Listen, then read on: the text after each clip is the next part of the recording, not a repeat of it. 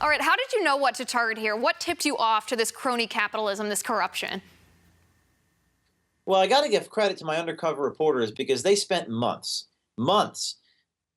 going deep and initiating contact with these companies. You know, we can't give away exactly how we do it, but the gist is we create an alias, we establish ourselves as lobbyists for these companies or as representatives of the politicians, and we meet and we establish a relationship, establish a rapport.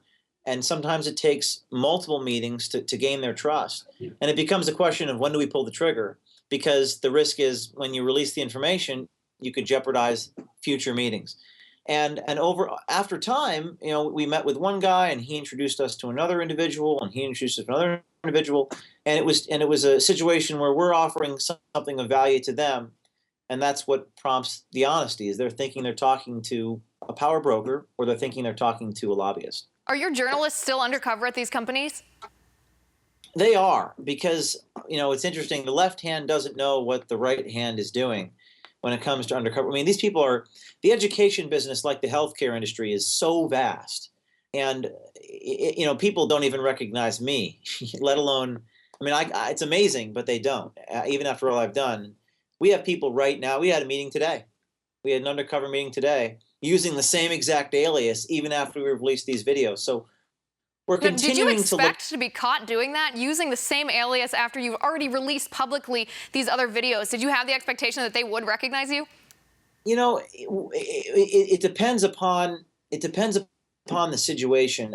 It's a non-linear science, right? It's a dark art. You can't predict, but there's an opportunity cost because, like I said, this is a very vast industry, and someone in Los Angeles is probably not going to know someone from Florida, and a school board official is not going to probably know the person in California. So we're always out there. And this is a message to anybody watching your program, is that if you're lying, stealing, scamming, cheating, we will find you and we will make you an unwilling internet celebrity.